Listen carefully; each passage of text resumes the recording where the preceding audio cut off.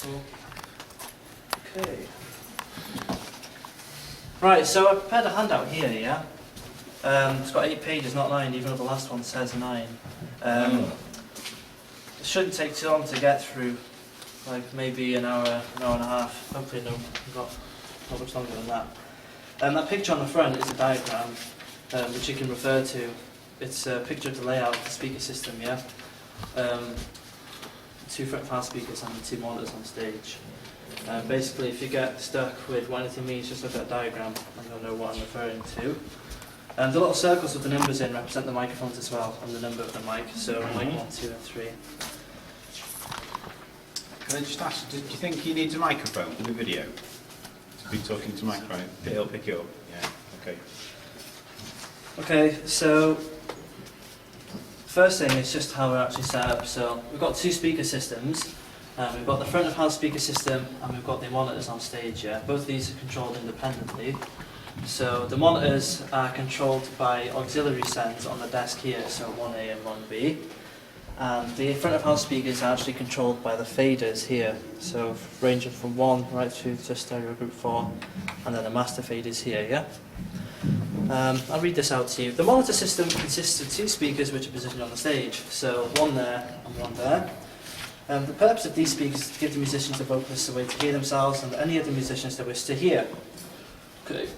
So one thing I want to point out as well is that it's communication between people on stage and you as the engineer is essential.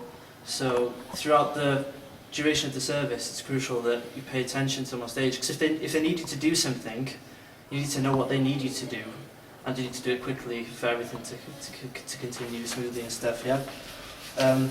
The front of house system, which are the 2 big speakers, are controlled via the faders here. These all along here. Page 3, navigating and understanding the mixer. Okay, so as I said just then, the mixer is divided into 12 channels. So if you look here, you've got 1 to 12, so you've got 12 inputs here, and the channels are divided like this, vertically.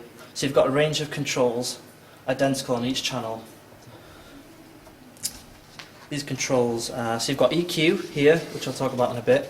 You've got the auxiliary sends, and then you've got other functions like volume, mute, panning, etc.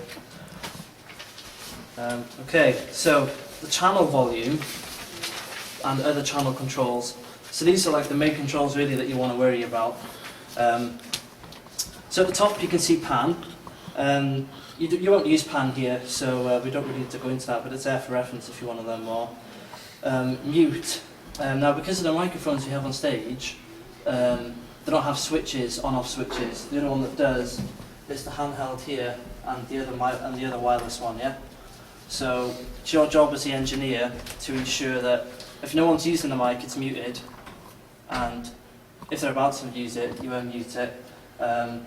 With these ones, obviously it's up to the person operating it as to whether they turn it on or off. The volume fader that you can see in the picture, it's just a simple fader. Basically, if you lift it up, it increases the volume decibels. If you lower it, it decreases the volume. And this is the volume out of the front speakers. So I'll give you a demonstration now. Using this. Do you want to put some music on there for me, Dave? Yeah. Anything? Yeah, anything. So basically what I'm trying to show you now is what these white faders do. These are individual to themselves, so you can forget about the auxiliaries for now. Basically, these control the volume out of the 2 main speakers.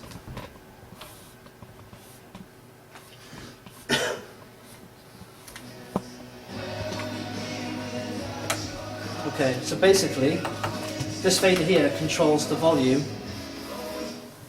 out of the 2 front speakers, yeah? So that's the stereo input, that one, there's the right and left. Yes, yes. So 2 sliders or 1 for that? No, there's 1, but it's a stereo channel strip. So this controls the volume out the front of house, which is 2 main speakers, and the auxiliary sends here control what you hear on the stage. Ah, yeah. So for example, if I want to hear this music through monitor A, I locate monitor A, just move my finger along until I get to that one and turn it up.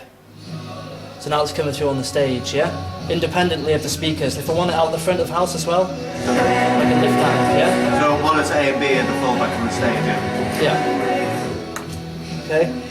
Also, a little tip as well, if you've got music on in the service, instead of just abruptly doing that when someone wants to get you can fade it out just by turning this gain knob here. So this red gain button here, just whip it down. You do that. And then the master auxiliary as well. There's actually a volume slide on that you could use. Okay, next page. This is just a brief outline of all the different sections on the mixer, broken down. I'm going to talk about these now briefly for you as well, just to give you an idea what the various ones do. We've already talked about the auxiliary sends and the main volume faders and master faders, which are these here. Don't worry if you feel I'm going too quick, we'll have some questions on that in a second. Okay, so page 6. So this is the part where I really want you to understand how the monitor system works. Because obviously if you've got a happy band and happy performers, and the performance goes smoother, the service goes smoother. So in my experience of doing live sound, some of the venues are quite big, yeah, to the point where, you know, it's not possible for you to kind of tell if someone wants help or not. So you need some sort of language so that you know what they want, yeah? So a simple thing that I would do, for example, say if Janie's singing and she can't hear herself at that speaker there, yeah? Point on the microphone, point up, and then you know that she wants to hear herself in her speaker, yeah? So all you would do is you'd find Janie's microphone, which is mic 3 here, and then you would just turn up monitor B there, and then obviously when she's happy with it, she'll give you a nod or something. Yeah? So one thing to remember is if you look at page 1, it's the location of the speakers, yeah? So monitor B is the one closest to the drums on the stage, and monitor A is the one further to the left. Perhaps you can put some labels or something on the speakers there if you get confused. Can I Okay. just ask a quick question, Tim? Yeah? We got a fallback for the drums there, near Yes, Roy? yeah. That's linked to the Okay, mate. the monitor B. So basically, you know Roy's speaker there Yeah. you've got, yeah? There's no independent control for it here. There isn't. No, basically that is connected to monitor B, which is the one near, you know, the front mic there. So if whatever you turn up monitor B, Roy's going to hear as well. Right, it's alright, because Dad asked me to turn it down last Sunday. Yes, yeah. That's why I think Matt's asked if he can use my in-ears so he can have an independent in-ears, but I don't think Roy will work, and they'll just stick headphones on. So then if whoever's leading, if Janie's leading and Janie wants more, or he wants more, I don't understand why they didn't connect the two on the stage together. Yeah. Well, yeah, Well, you probably could do that. yeah. You could do It's that. just a matter of finding a lead. Yeah. Yeah. Okay, page 6 is auxiliary sends. So monitor A and monitor B. So basically, we've talked about these auxiliary sends here, yeah, and how both of these pots here, yeah, can send an audio signal to a speaker on the stage, whichever one you choose, yeah. So, So like aux 1's one side and aux 2's on the other side. yeah, so auxiliary 1 is labelled monitor A. Yeah. So whatever you turn up on auxiliary 1, it's going to come out through that speaker there. Right. Anything you turn up on auxiliary 2, it's going to come out that speaker there, monitor B, and Roy's one as well, because they're connected. Okay, on the handout it says, on our desk, these pots control the volume of audio on their adjacent channel being sent to the speakers on the stage, which we just talked about. Looking at the mixer, you'll see that each channel has the option for you to send audio to 2 speakers, monitor A and monitor B. We'll talk about that. This effects end here, the reverb unit isn't working at the minute, but let's say, for example, you can get it fixed. Let's say if a vocalist on mic 1 wants a bit of reverb on their voice, yeah? You simply just turn this auxiliary sender. Reverb, what? Reverb?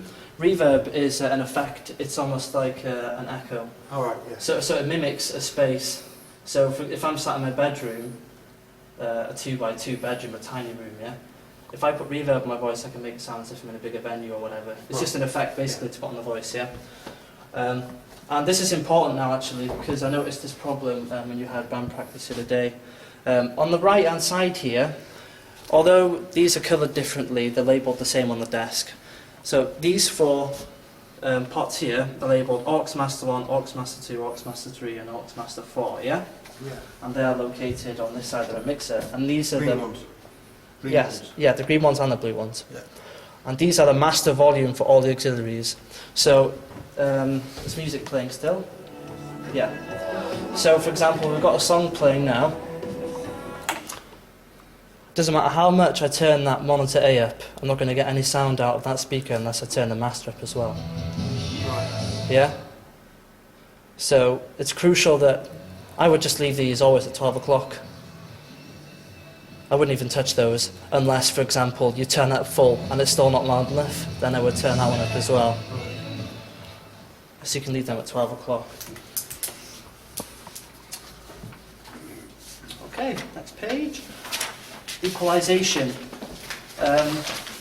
Equalization allows you to change the tonal quality of an audio signal. For example, a pianist or a vocalist. So essentially you've got 4 knobs here, yeah? To make it simple, the top knob controls treble, yeah, or higher frequencies, okay? So, are you able to get on your guitar, Janie? Yeah? So basically, I'll show you now. Janie will play the guitar, and you can change the way the guitar sounds. Like someone might complain that, Brooke might complain, oh, my piano sounds too, tinny, or it sounds too bassy. Well, or, it has been sounding too bassy. yeah. Okay, so here's Janie's guitar. Right, here, do you want to stand up and take a look? Here are the 4 EQ knobs, yeah? Yeah. Right, don't worry about the 2 middle ones for now.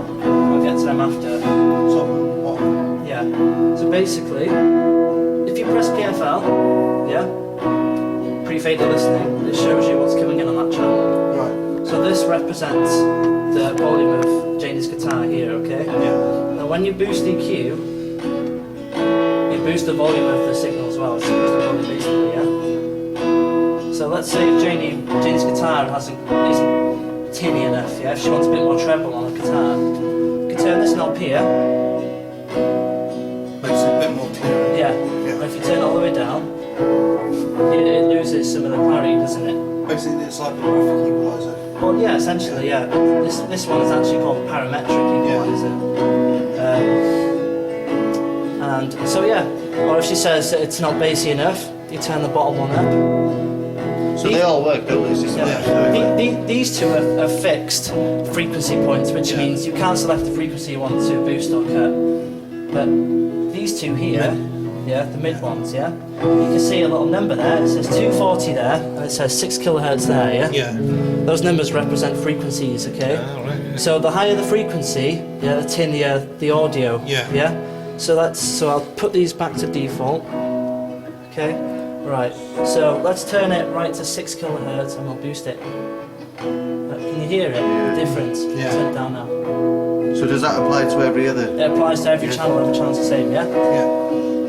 And if I turn that one up as well, it's really tinny now, you Yeah. know. But one of the great things about sound engineering is that once you know the theory, it's just about training your ears and practicing.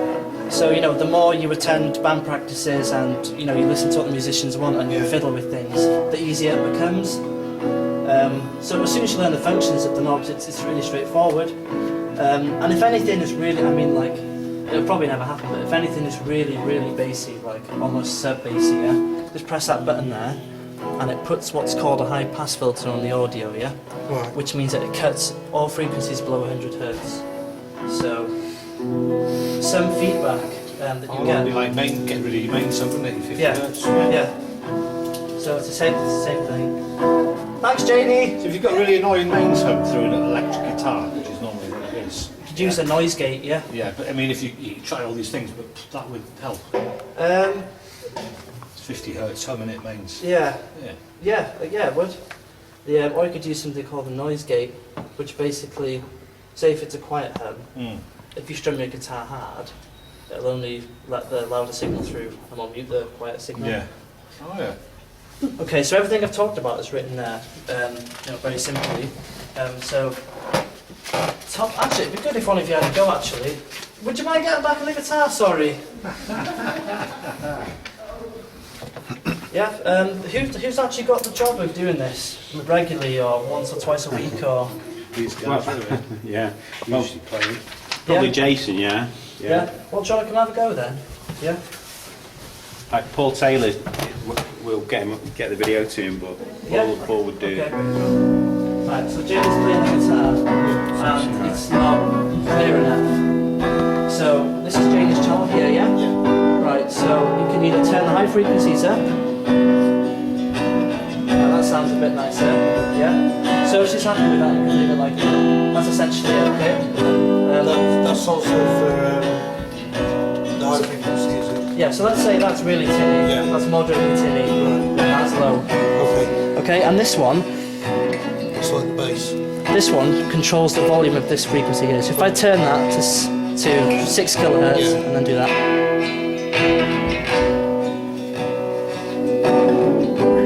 Yeah? Yeah. Okay, so that's pretty straightforward, isn't it? Perhaps you can put some labels here, treble and bass, and it makes it easier.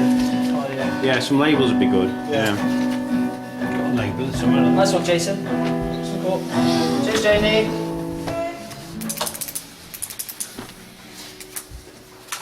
Okay, page number 9, which should be called 8. This is just dealing with feedback, yeah?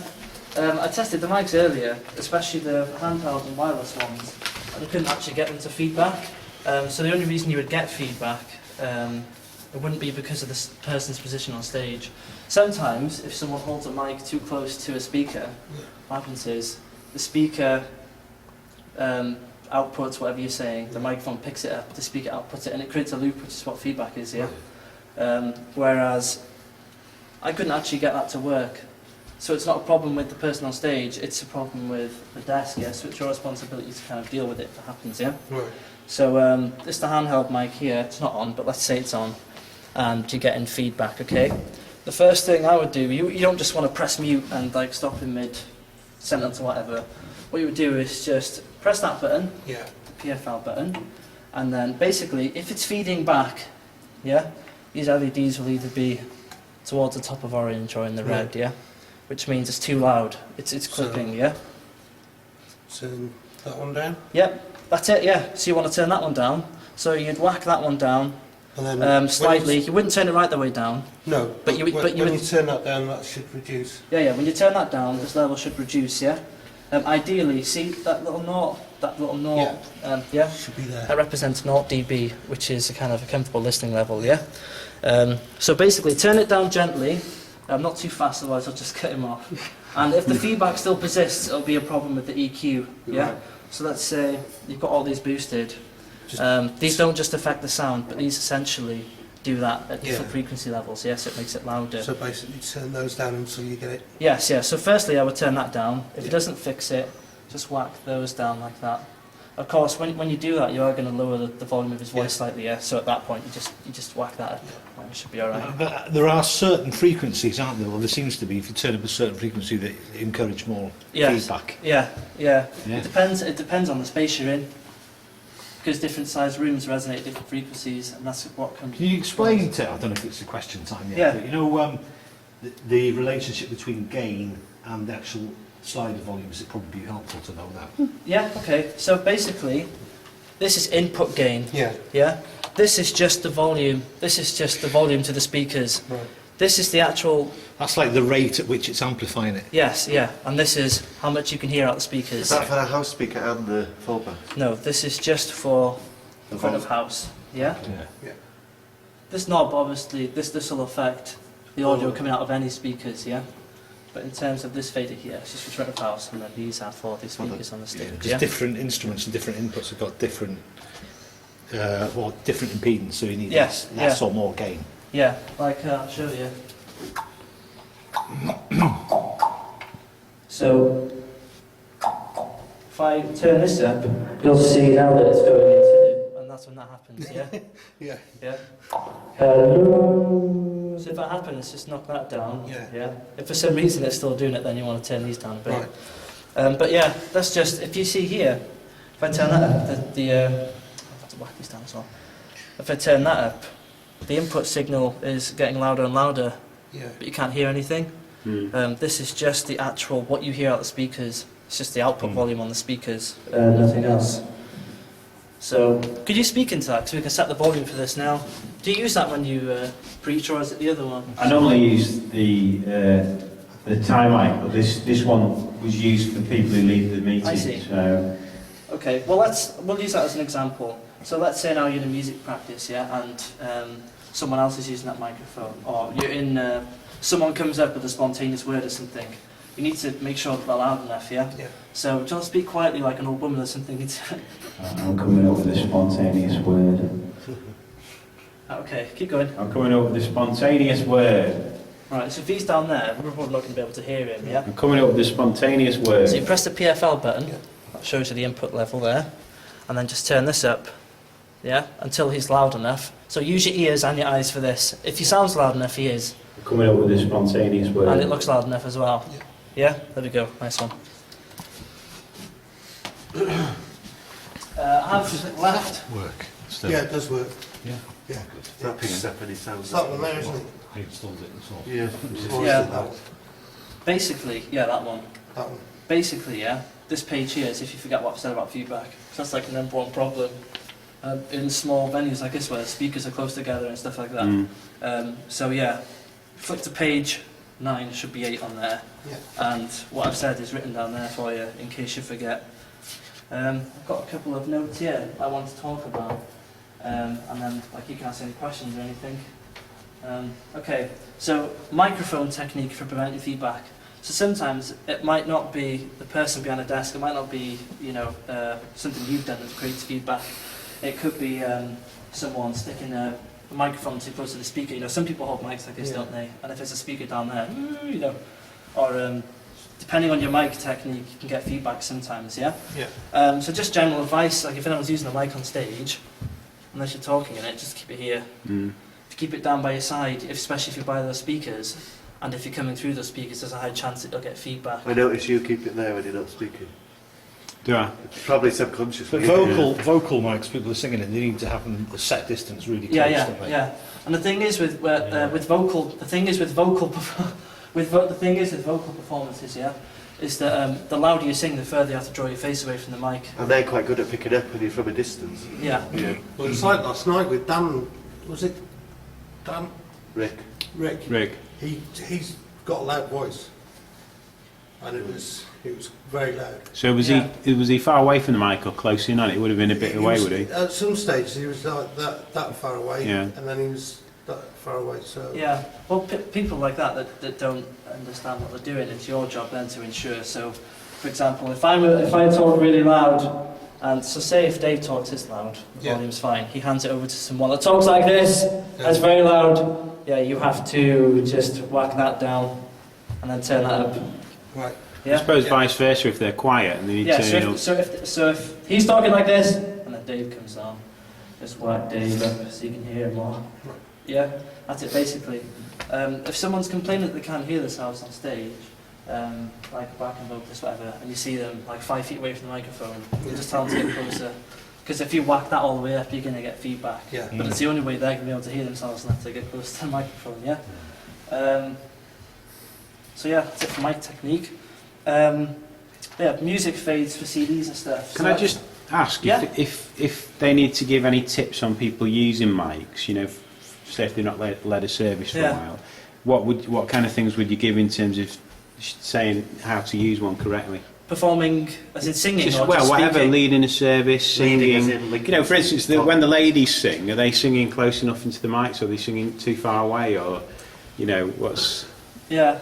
Well, women like Christine, they have a voice, but it's quiet, isn't it? Yeah. And when people like that complain they can't hear themselves, it's an issue with them not singing loud enough. Okay. Yeah. So I know it might be difficult, but if she's not aware of it, it's kind of your job to say, you know, you sound good, sing a bit louder, and encourage them, because Or turn it down. Yeah. Whatever. So if you do it on here, you know, you'll end up getting feedback. But yeah, that's it in terms of mic technique. Right. Music fades, so I'm not sure if there's music playing still. Yeah, there is. So, we've got a song playing now, so if people are praying whatever, if someone wants to come up and speak to you, you have to like turn it off or whatever. Just either pull that one down, yeah, as long as it's not coming through the monitors, Yeah. or if it is coming through the monitors on stage, you're still gonna. So you turn this one down? Main gain. Yeah, turn those down. To be honest, I wouldn't put them through the auxiliaries. I would just put them through With a gain. the two front speakers, because people Oh, on stage right. don't really need to hear it today. Yeah. So yeah. So yeah, so signals from musicians to engineer. So basically, if something's not loud enough, you want to make sure that they know what to do to tell you properly. Because like I've been in a situation before where I'll be behind a desk and then someone will be like this. And you're like, what's wrong? I don't know what's wrong, you know. Establish a set of Yeah. signals, really. Yeah. I think Yeah. it only works effectively if you have a sound engineer just doing that and someone just doing the computer. Because if I was leading and I wanted more on my mic, I'd point to the mic and say up. But that would mean that whoever's doing that has to be looking at the leader kind of thing. Well, that's what we need to move towards, isn't it? Yeah. Just having Yeah. one person on the song pro thing and another on the PA desk. And I suppose with Janie leading and me leading and Andrew leading, we'll all have different signals. I don't know. You just have a set of basic ones.